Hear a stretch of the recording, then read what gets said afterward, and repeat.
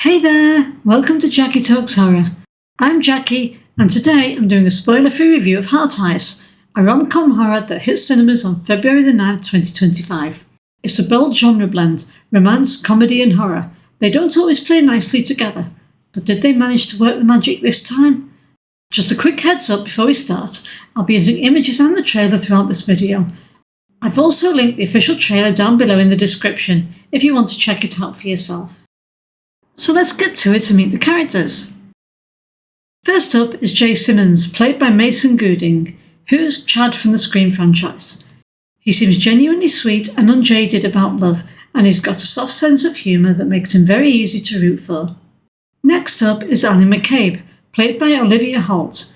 Now I've seen her as the younger version of the mum Pam in Totally Killer.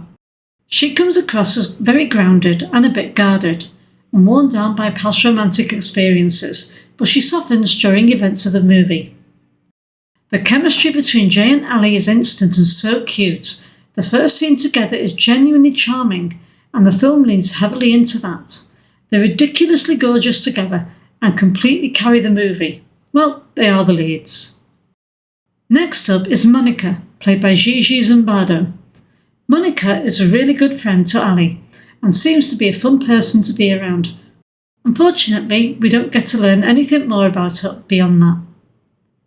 Next up is Crystal Kane, played by Michaela Watkins. She's the fabulously obnoxious and hilarious boss of the jewellery company where Jay, Ali and Monica work. She's larger than life and steals most of the scenes she's in. And next up are detectives Sharon Hobbs, Jordana Brewster and Devon Sawa. So, first of all, about those names.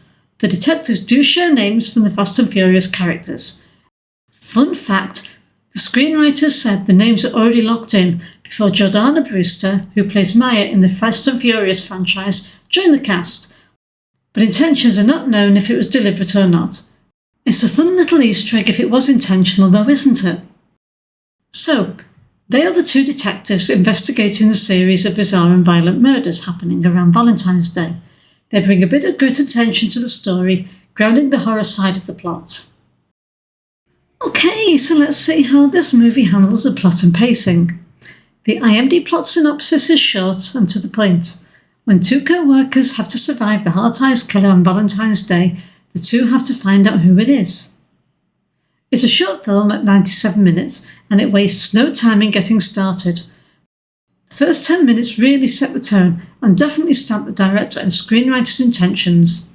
The pacing shifts subtly between fast-moving horror sequences and slower, more comedic or romantic moments. These shifts give the audience time to catch their breath and invest in the characters without losing tension.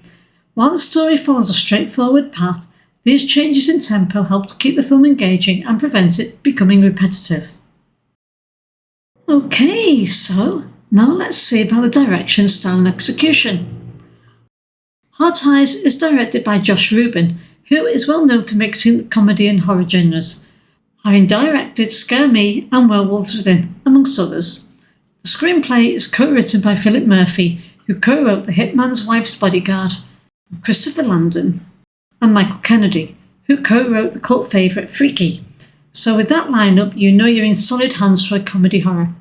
Now, I watched this after my Final Destination reviews, and the deaths are just as brutal and graphic and prolonged as them, but less complex, and some are just downright quick.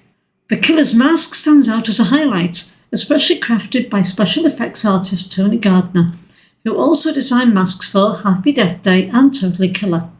So this is a comedy horror, and for once the comedy is on point. The jokes land nicely without overshadowing the visceral horror and gore. The film seems to effortlessly switch between comedy, gnarly horror and kills, and a gentle charm of rom-com throughout, and I love that.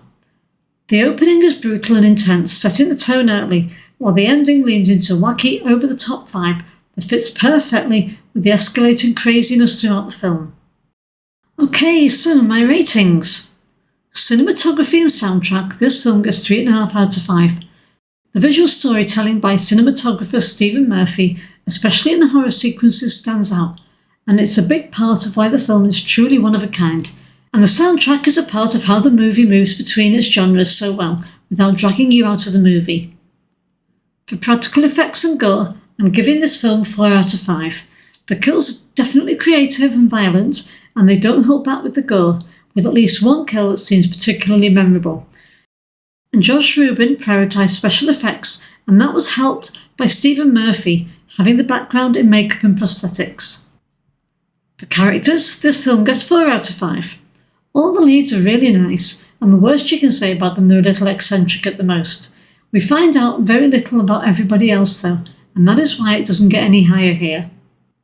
For enjoyment and rewatch value, this film gets 3.5 out of 5. This is a really fun film to watch. I have heard people saying though that the reveal was a bit obvious. I definitely didn't think it was. The reason this score isn't any higher is because it's a basic story and doesn't do anything new for the genre. It just plays its cards pretty well. And for a personal score, this film is a 4 out of 5 star film. The film is a really good mix of comedy and horror. I was laughing one minute and hiding my eyes from the gore the next. The film is definitely one I'll be watching again, but maybe next Valentine's Day. This could be a cult favourite, or maybe it's the start of a new franchise. So that's all for this review. It's great to see Devon Sawa still getting strong roles. I actually had to double check on IMDb. After recently reviewing Final Destination, where he was just 21, I barely recognised him here at 46. Isn't it wild how time flies? So if you're in the mood for a laugh-out-loud, gory ride, Heart Eyes is definitely the one to check out. Have you seen Heart Eyes? What did you think of it? What is your favourite Valentine's Day themed horror movie?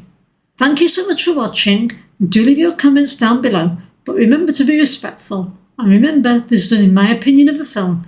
It'll be a boring old world if we all like the same things. If you enjoyed this video, don't forget to hit like and subscribe and click that bell so you don't miss what's coming next on this channel. This is Jackie signing off. Take care and see you next time.